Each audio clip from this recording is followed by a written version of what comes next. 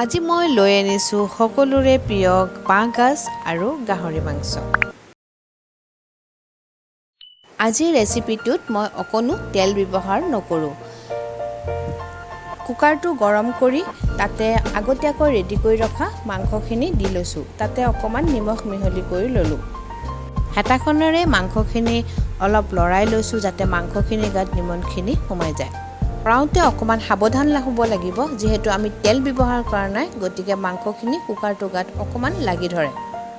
লাহেকৈ মাংসখিনিৰ গাৰ পৰা পানী ওলাব ধৰিছে, সেইকাৰণে তাৰ লগত আদা নহৰু আৰু পিঁয়াজ অকণমান দি ভালদৰে মিহলাই লৈছোঁ। 2-3 মিনিটৰ কাৰণে মই কুকাৰৰ সাঁফৰখন ওপৰতে থৈ দিছোঁ। সম্পূৰ্ণ বন্ধ কৰি দিয়া নাই, এইদৰে মই কুকাৰৰ ওপৰতে ৰাখি দিছোঁ।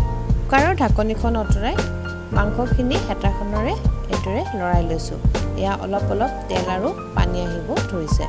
এইদৰে ভালদৰে এবাৰ লৰোৱাৰ পিছত আকৌ পুনৰ 1-2 মিনিটৰ কাৰণে মই সাঁফৰখন ওপৰতে ৰাখি দিছোঁ।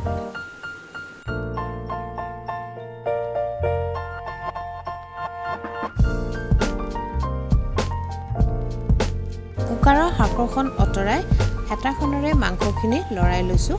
আগতে ৰেডি কৰি ৰখা বিলাহীটো মই এইদৰে মাংসখিনিত দি আকৌ এবাৰ ভালদৰে মই লৰাই ল'লোঁ। হেতাখনেৰে অকণমান পানী দি এবাৰ লৰাই দি এটা চিটি আহিবৰ কাৰণে কুকাৰৰ সাঁফৰখন বন্ধ কৰি দিলোঁ।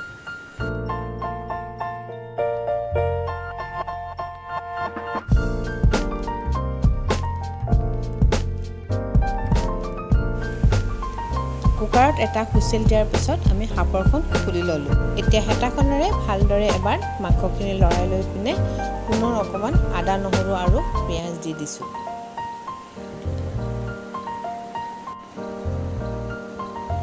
হেতাখনে দি ভালদৰে পিঁয়াজখিনি মাংসৰ লগত মিলাই ল'লোঁ আৰু আগতে ৰেডি কৰি ৰখা আলু কেইপিচো দি এইদৰে এবাৰ লৰাই লৈছোঁ।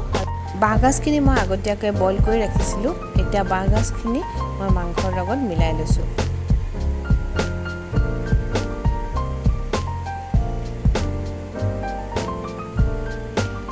নিমখ মই অকণমান আগতে দিছোঁ, এতিয়া কম হোৱা যেন পায় আৰু অলপ এড কৰি দিছোঁ। নিমখটো একেবাৰে দিলেও হ'ব।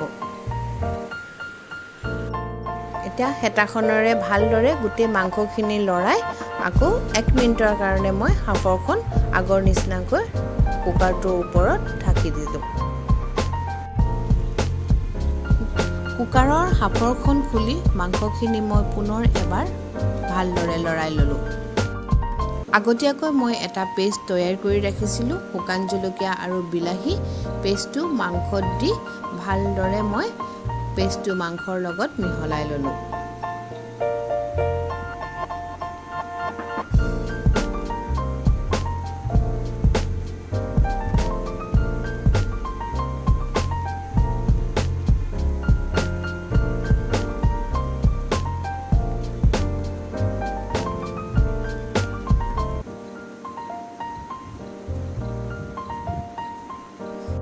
কুকাৰটো সাঁফৰ মাৰি মই 3টা হুইচেল অহালৈকে মই জুইৰ ওপৰত ৰাখি দিলোঁ।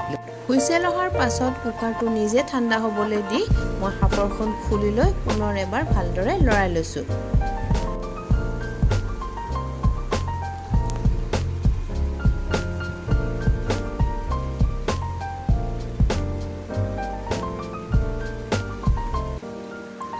মাংসখিনি বেছি শুকান হোৱা যেন লাগিছে, সেই গতিকে অকণমান পানী মিহলাই লৈছোঁ। এই গোটেইখিনি কাম গেছটো মিডিয়াম হিটত ৰাখি কৰিব লাগিব।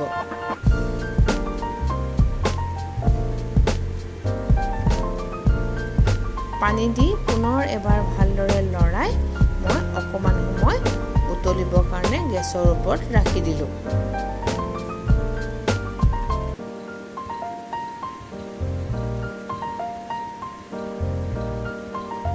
এয়া মোৰ বাঁহগাজ আৰু গাহৰি মাংস ৰেডি হৈ গ'ল। আশা কৰোঁ আপোনালোকে সকলোৱে এবাৰ ট্ৰাই কৰি চাব আৰু মোক কেনেকুৱা লাগিলে জনাব।